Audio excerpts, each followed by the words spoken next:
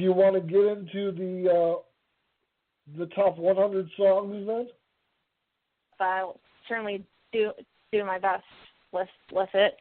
Okay, 100. I cannot quite leave this song out of sequence because, with the one exception, it's probably the first Prince song I really heard, and I fell in love with it, and it still holds meaning to this day. 100. I Would Die for You. Okay. Okay, then 99. Let's Work from Controversy. Really stick groove with this one. Nice. Okay. 98.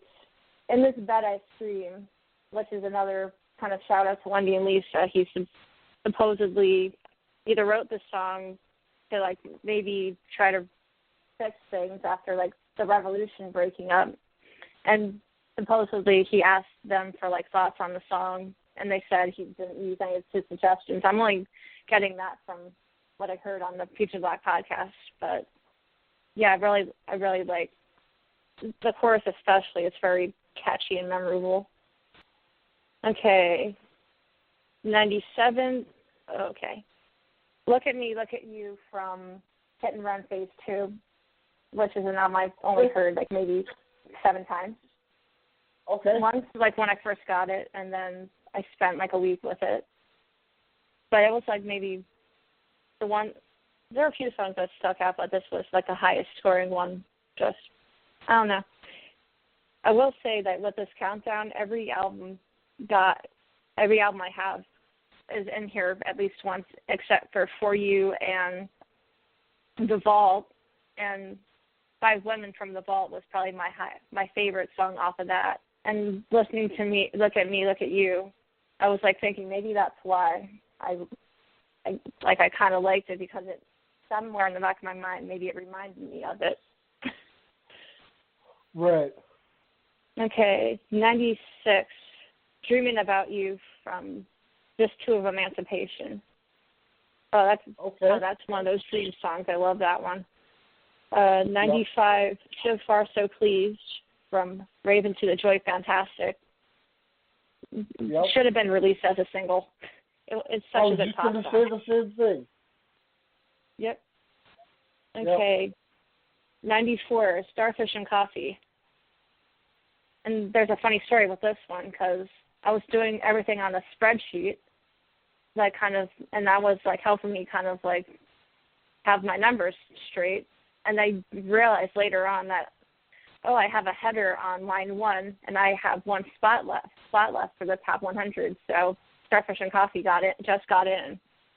And I heard about. Oh, wow. So yeah, this one was kind of an interesting go this time around, because Susanna Melvin did an interview or a podcast with somebody where she was talking about the story behind it. So that was kind of cool, and I always thought it was just a nice little pop song in the middle of the album. Okay. Right. Okay, 93, Hello, which is the B-side for Pop Life, one of my first B-sides. And whenever I put it on, it just puts a smile on my face. I love the music, love Wendy and Lisa kind of like flanking him as if they're like, I don't know what visual I have in my head, but I see the 3 of them together, and just the whole vibe of it, and the fact he was writing about something that had recently happened to him, and he was trying to again explain himself through song. So that was something else that stood out. Okay, yep. 92. Yeah, 92. Wow, from Clutch of Electrum, which is one of the better album openers for sure, and it really set the tone for that whole album, which is this really cool rockin' vibe. And see, 91, Fix Your Life Up from the same album. Yeah, the beginning of it reminds me of a song by The Cars, but somehow just like after that, it's his own song. And I really love the drum beat with this one. Hannah did a great job on the drums, and I always tap my fingers to this one. Let's see, 90, 1,000 Hugs and Kisses from Hit and Run Phase 1. Oh, yes. Love this song. Yes. Yes. I didn't know at the time that it was like an older song that he just like brought back, but it felt like he was overdue for like a love song like this. Like Somewhere Here on Earth was the last one that came to mind. So for me, it was like a really long period, and then I heard this one. It's like, oh, this is great. Yeah, 89, Mr. Goodnight, which is love that song. Moving on. I was just talking too long on that one. Not a lot of people like Prince, like rapping on songs and trying to be like cool and stuff, but I don't know. I couldn't help but fall in love with that one. Yeah. Actually, I'm going to be doing a cover of that really soon, so be on the lookout for that. Sick. Okay. Cool. Okay, 88, Whitecaps, which is probably I think it's my favorite song off the Punch and Electric album. I love the whole vibe of it. It makes me think of summer. And it was like one of the songs, like after April 21st, 2016, that I listened to a lot just to kind of make me feel okay again, that sort of thing. So. Right. I don't know if you saw on Twitter that there's actually a Baron3121 on Twitter said that there's actually a version of Whitecaps with Prince on vocals. So I don't know if we're yeah, I think I might have come across at least the tweet. I don't know if that's going to end up leaking at some point or not, but I'd love to hear that version as well. Yeah, good song. Just to compare. Yeah. Okay, 87, yeah, exactly. Hot Thing. There we go. Love that song. Man. Yeah, such a sick groove, and like this is like one of those songs like. With Prince in general, there are some songs where I just like to like airplay like everything. Like this one, it's like I'm kind of like I'm doing the drum beat with one hand. I'm trying to do like that synth line with the other, and just sick groove. Eric Leeds on saxophone, just really killing it with this one. Definitely one of the highlights from that particular double disc set for sure. Okay, shout 86. out to Eric Leeds. Yep, Eric Leeds, great job on that one. 86, Case of You from One Night Alone.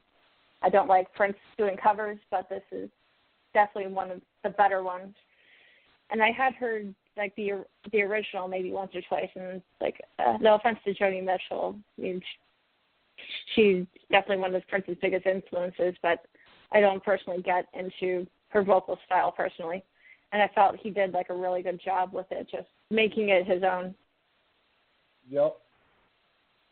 Okay, 85, Most Beautiful Girl in the World from The Gold Experience. Another really nice pop song. I'm sure a lot of people are like really sick of this one. They don't like the overproduction on the album, but I heard the album version first, so I do have a little. I hold a torch for that one in particular. Okay. This is going to be a tough one. Apologies to MC. Endorphin Machine is 84. He loves this one, and okay. Yeah, I like this one a lot more, and actually, I really got into this over the past couple of years. I really got into it, but I was listening to it for the week, and I was like thinking, I'm probably going to give this like maybe a 9 or something. I was going to give it like just a like for the components, but then I started listening to it. I'm like, wait a minute, it's like I really get into the guitar and the scream at the end. It's like I like it too much to just give it that, so I ended up giving it a 9.5. If I hadn't like really thought that through, it wouldn't have made the list at all. So, but yeah, definitely one of his best rock songs of all time, and that scream at the end just kills you. So good. Yeah. Oh man, it really, really does. One of the best screams on record from Prince, definitely. And I'll follow it up with another one. 83, Darling Nikki. Oh my God. Okay. Guilty pleasure for this one. I heard about this one just like before the movie, and I was like shaking leading up to the scene because I was like, oh shoot, what's it going to be like? What's he going to do? And then it's like it took a while to kind of get used to it, and then something just clicked, like maybe 6 months later, and just really got into the song, and the intensity and the screaming and just crazy. And also that gotta mention that the backwards tape for like the last part, and I actually heard the forwards version on a BBC radio special when they actually played it forward, and it's like a gospel thing they kind of put after this really dark, creepy thing. But, right. yeah, that's quite a song. Purple Rain for sure. Okay, 82, yep. I Hate You from Soul Experience. Okay. Oh, man. This one is so intense. Like, I actually need the set. I don't like the segues on the album so much, but I really need to have this one between it and Gold, because, like, I need a minute to calm down after the end of it. It's like he pours so much emotion into that guitar solo. It kills me every time. Oh. And it's like so dramatic, and then it has that courtroom scene in the middle, and it doesn't sound, if you come off as cheesy, it comes off just like, it just comes off really well. Very unique. Right, right. Okay, 81, Come On from the New Power Soul album, which is technically an NBG album, but Prince, you put yourself on the cover, so a lot of people consider it a Prince album. Yeah, another infectious groove. Yep. Yeah, definitely. Okay, 80, Xanali from Chaos and Disorder. Oh, man, this is sick. This one is like so funny. Like, they have like a police scanner thing, and then there's like commentary, and this is one dude that's like seeing everything going on. He's like, oh, geez, will you look at that? And then his commanding officer is like, it's like, what's going on there? He's like, oh, nothing, 10-4. Right.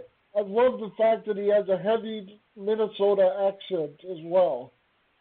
Yeah, I know, that too. Yeah, very Fargo. It's just hilarious. It's hilarious. Yep.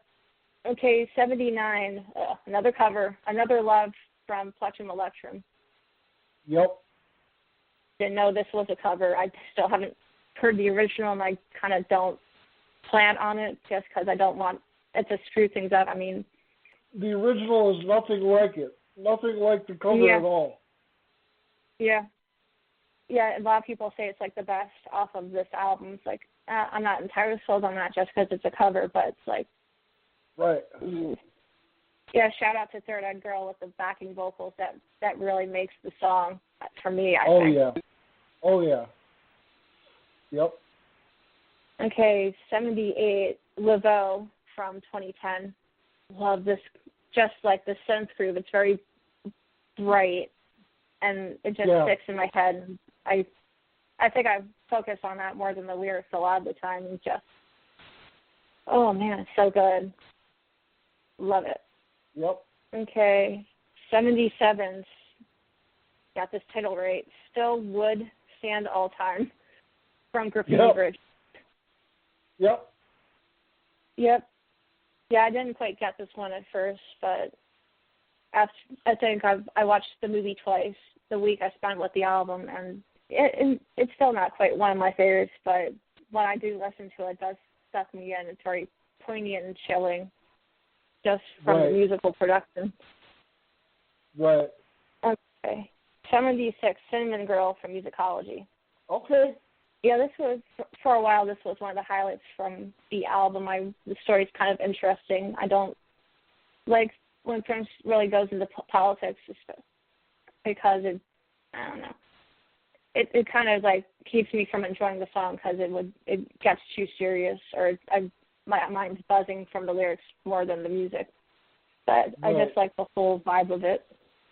Okay, 75, Free Yourself, which I've only heard a few times, but considering it was maybe the last single he released in his lifetime, it's certainly something positive to like have around, especially after like finishing the albums. Like, I didn't want to sink into the depression afterwards because like it's like all over, and this kind of like picked me up a bit.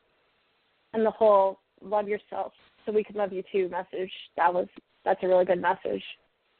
Yes, it is. Yep. Okay, Yep. 74, She Gave Her Angels from the Crystal Ball set. Nice. Oh, man. The music in this one is so good.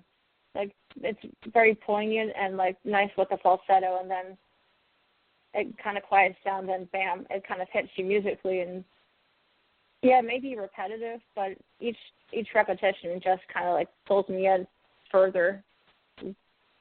And I really like it. It feels almost like a Emancipation leftover, which it might be. I really don't know. Yeah, I think it is. And I was going to say it should be on Emancipation. If it was on Emancipation, it would be one of my favorite tracks from that album. Definitely. Yep. Okay. 73, Baby Knows from Brave Unto the Joy Fantastic. It's not the extended version. It's the original version. Okay. This is just fun. I always think about, like, him and Sheryl Crow on stage together at, like, a bar or, like, a pavilion at a festival or something. So it's, like, It makes me think of a live performance, and it's, like, kind of an interesting story also to go with it, but just the performance aspect, I like that whole visual that comes every time I listen to it. Okay, 72, Feel Good, Feel Better, Feel Wonderful. Oh, man.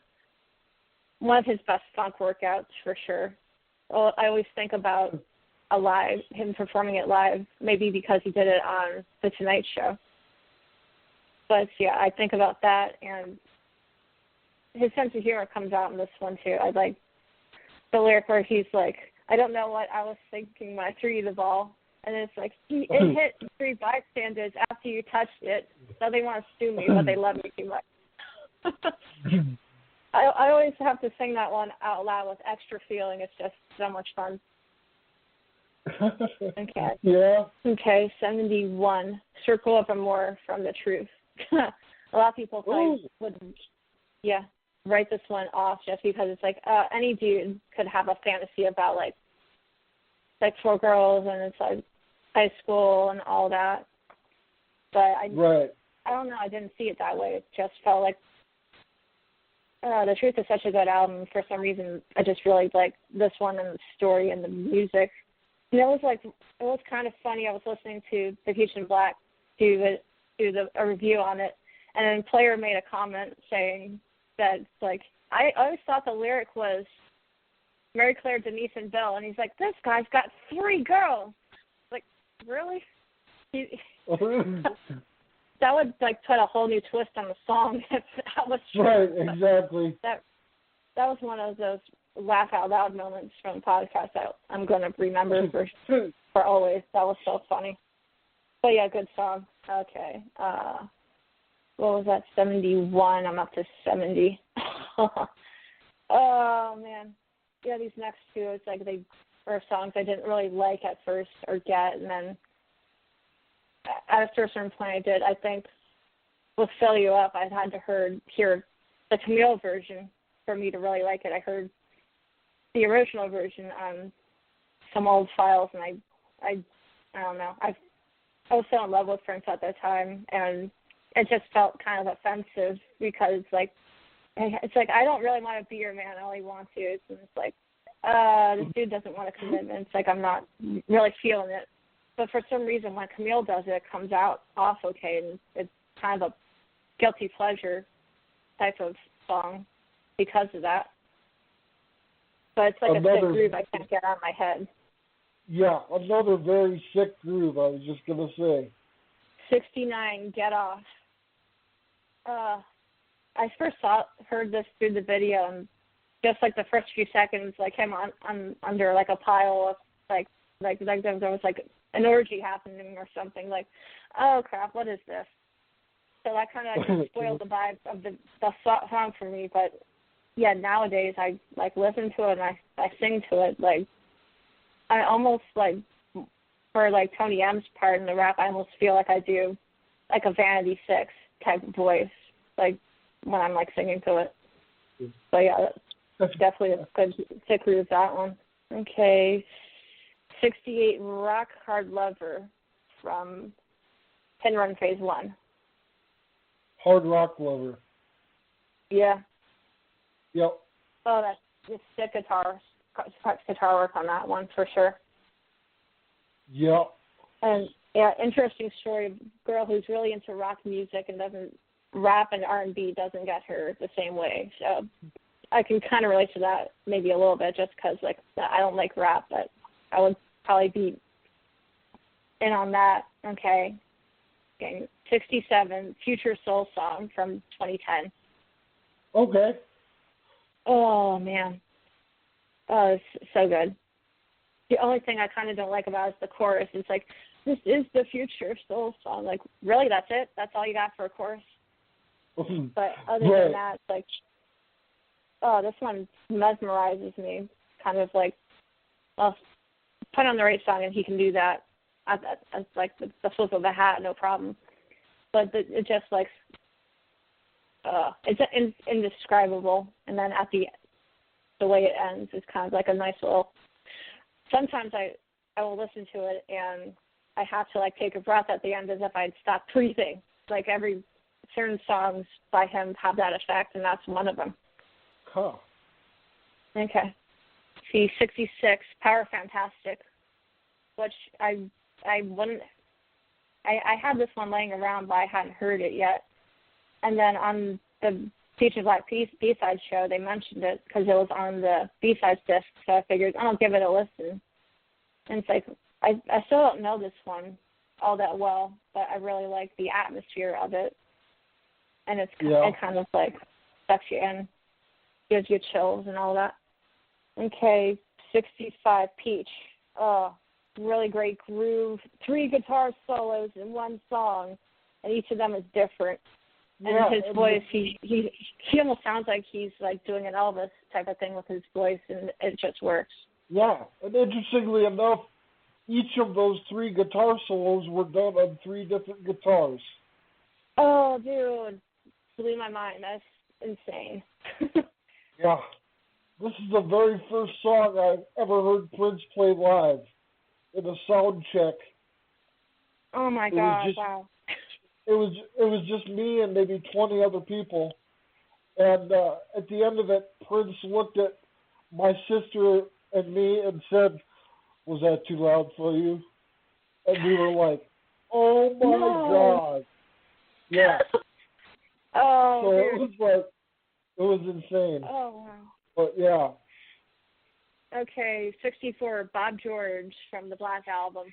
Oh, this one is creepy. Yeah, it's creepy, but it's funky.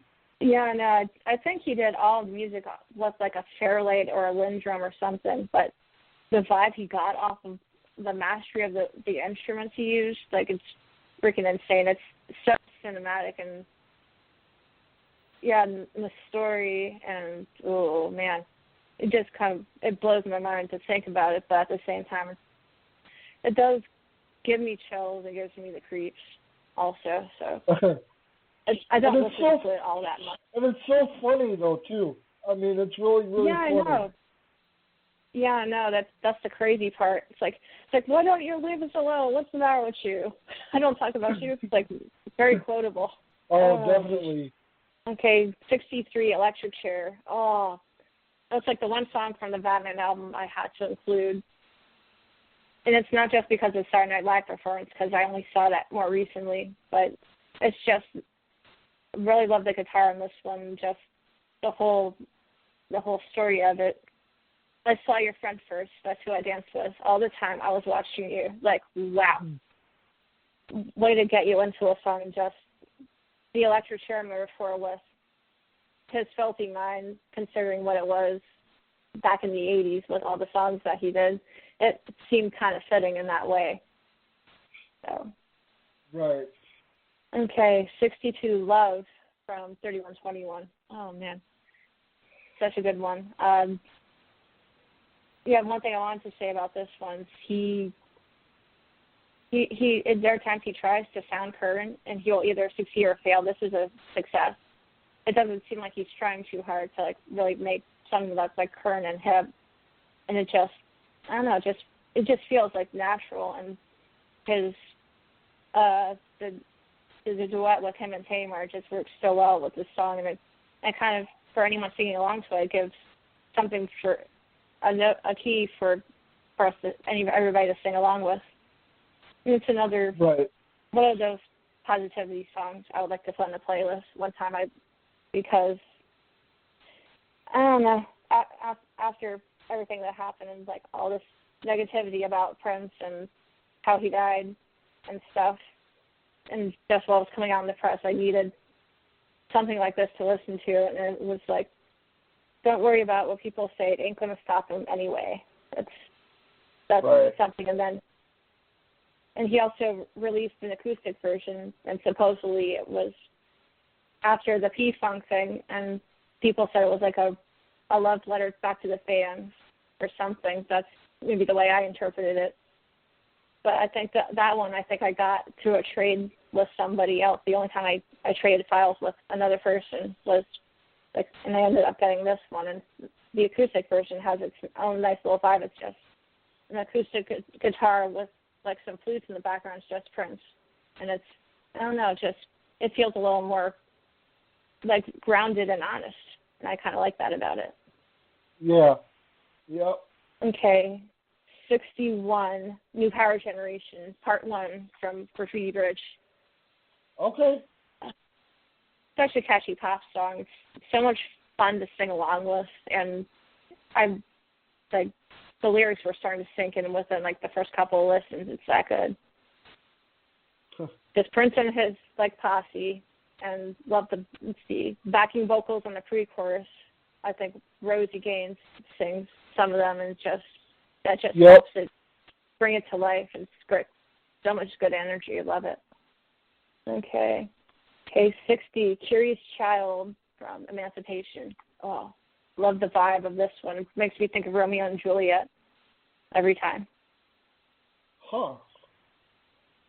Yeah. I like it, and Dreaming About You, just the two songs sequenced back to back, and just one of those perfect sequencing decisions that he's made.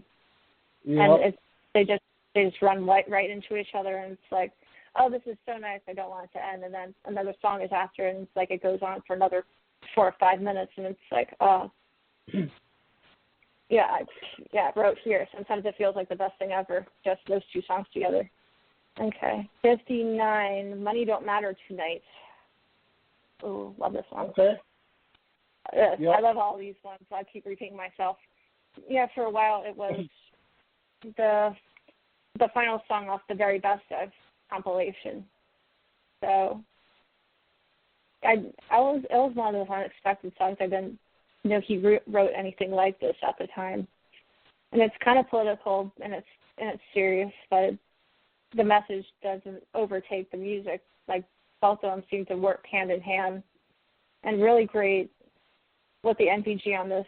Levi on backing vocals just really brings it together. Yeah, that's one of those that I always sing. I always sing to myself for some reason. I don't know why. I like the melody. Okay, 58. She's Always in My Hair. Oh, the B-side. My favorite B-side. It's an interesting story. Yeah, a lot of people's favorite B-sides, I think. Yeah, interesting story. Rumored to be about Jill Jones. We don't know for sure. But yeah, quick shout out to her because it was so nice of her to come on the show to like talk with you the other day. Yeah. Really got a lot out of that. Yes, like I really like the story of the song, but I think the music just really sticks with me the most. Like it's a group I will get in my head and I will have to listen to, and I like how at one point it just kind of like strips down and then it builds back up again. Oh man, so good. Right. And then of course you got that guitar lick that he lifted from Sex Shooter. He just plays it slower on the guitar. It's a synth line from Sex Shooter, but he plays it on guitar on She's Always in My Hair. I did not know that. Okay, cool. Okay, 57 Thunder. Oh, there we go. Oh, man. This is probably one of his more underrated openings.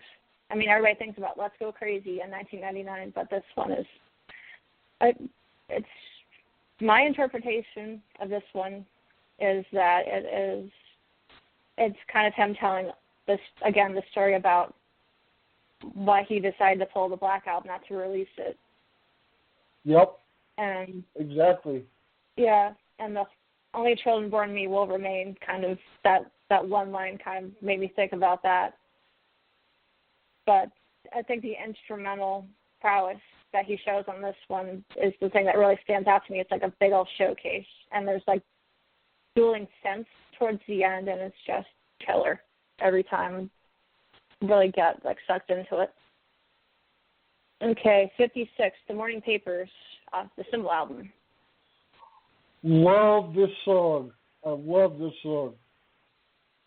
Such a good pop song that I wish more people had heard, even though the content might be a little controversial, but again, it's Prince. It's controversial. Just like Schoolboy Fantasy and Having to Wait and age being a number or something when it comes to love, like that whole thing. But yeah, right. It's like great guitar, a couple of good guitar solos on this one. Just a really nice listen. Yep. Okay, 55. Same album, The Continental. Okay, yep. This one. For me, it feels like one of the big numbers that much of the album builds up to, and it is epic. And it always makes me think of him doing it in like a live setting, him and Maite, like just like marching down like the runway of the stage, just making a big old show of it.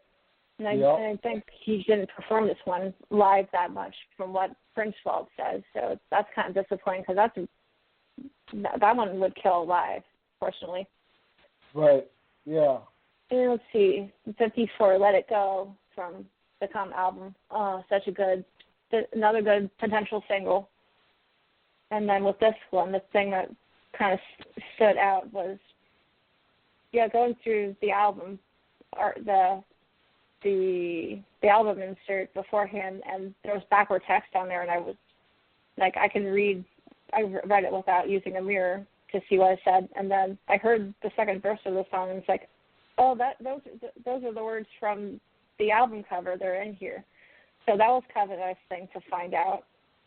Yeah. It's interesting that this was the final song written for the album. It was kind of like one of the newer songs, and somehow it just doesn't feel out of place.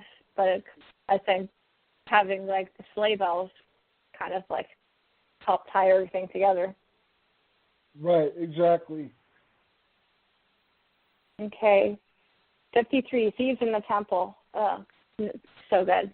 That's definitely one of the highlights off of the very best compilation. I remember I still am disappointed with like the whole visual that ended up going along with it. It's nothing like what I picture. I picture like Aladdin, the Cave of Wonders. Instead, it's like the dark streets of Minneapolis, and he's like saying that a couple of dudes stole his girl. And then I saw how he put it into the movie, and I'm like, dude, she's not even your girlfriend yet, and you're thinking about how they stole her away. That doesn't quite make sense. but right. Yeah, Middle Eastern vibe of it is definitely something that's stuck out, and then the end, his scream at the end gives me chills. So really good song overall. I remember before I even knew that Graffitied Rose was an actual movie, I remember hearing the song, and it played out like a movie in my head. It played out like this guy going to this castle to rescue this girl and all this stuff, and I was like, they should make a movie out of that. And then I looked on the cassette box, and it said from the movie Graffiti Bridge. I was like, whoa, that's kind of weird, but yeah, great song. Yeah. Okay, 52, Insatiable. Ooh. Yeah, definitely one of his best bedroom ballads. It's kind of hard to really put into words why this one kind of sucked me in, but I just had a moment. I don't know if that was the week I had the album or when I had it in my car in April 2016, but something about it just kind of like sucked me in and just hit me somewhere. And it's like I hadn't quite forgotten that vibe, but yeah, that's a really good one. Huh. Okay. 51, Somebody Somebody from Emancipation. Nice. Yeah, it's so crazy. He didn't even write the lyrics to this one. I think it was a collaboration. He put music to lyrics, and just somehow it all like worked together. And this is one of those songs I like to, like if it's on my iPod, I like to like listen to it like before bed, just to get that whole visual. Yeah, Really nice. It's a chill song, definitely. It's chill. Yep.